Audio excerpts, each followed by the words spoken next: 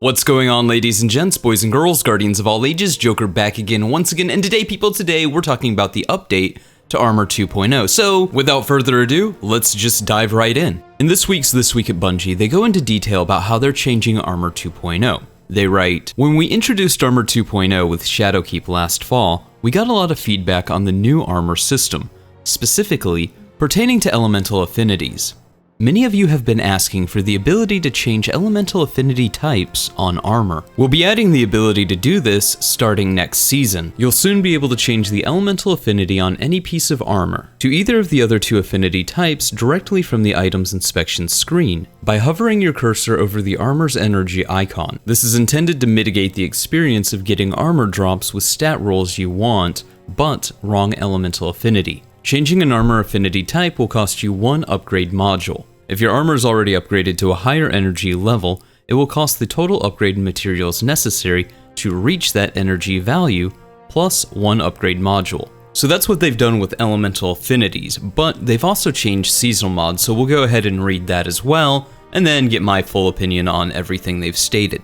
Seasonal mods. We've also received a lot of suggestions on how to improve seasonal mods. Starting next season, the seasonal mod socket, e.g. Undying mods, Dawn mods, will also be able to use mods released during the season before and after the armor piece was released. For example, armor with a mod socket from Season of Dawn can now equip Dawn mods, Undying mods from Season of the Undying, and Redacted mods from Season of the Redacted. So we'll start with the changes to mod affinities. These are all good changes. Now, I'm sure some people will bitch about Bungie not just removing the elemental affinity altogether, but the elemental affinity is there to balance out build. So until Bungie comes up with a better system, this isn't necessarily a terrible one. And by allowing people to change the elemental affinity on armor, it gives them a sense of control over what they're getting instead of just leaving everything up to RNG.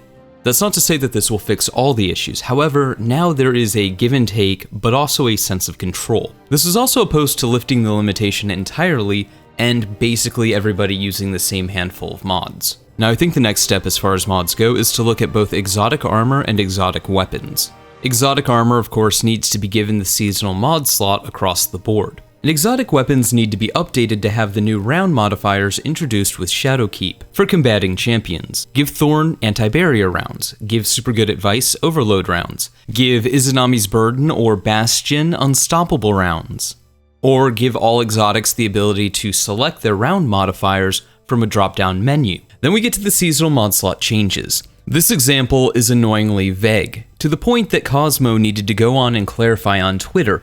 And even then, the clarification was a little obtuse. Why didn't they just post a picture of what armor will be changed, and what armor will be able to take what mods going forward? The way that it seems now is that seasonal armor with the activity mod slot, starting with Season of the Undying, will have access to all seasonal mods going forward. Now Bungie states that you'll have access to mods before and after, so it's unclear if this also means Season of Opulence mods or Season of Opulence armor.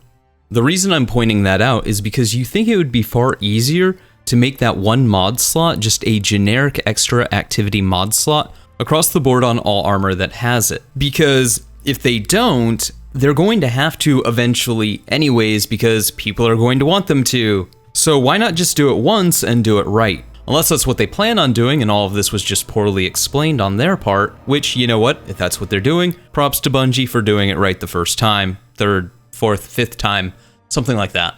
Mod drama aside, overall these changes are good. I'm glad they didn't completely get rid of the elemental affinity on armor, because that balances out the armor, it balances out the mods. It makes people think about what they're going to use. There's a give and take, there's a compromise. If everybody can just load up on all the best mods all the time, then everything becomes homogenized. It removes any sense of making the player's choice meaningful, because you should be forced to make some tough choices on how you kit out your Guardian. In fact, choice in RPGs only matter when they have consequences. But those are just my thoughts. Let me know yours in the comments below. Like the video if you did, subscribe for more. You can help support the channel if you're feeling generous by going over to Patreon, link in the description below. But above all else, stay frosty.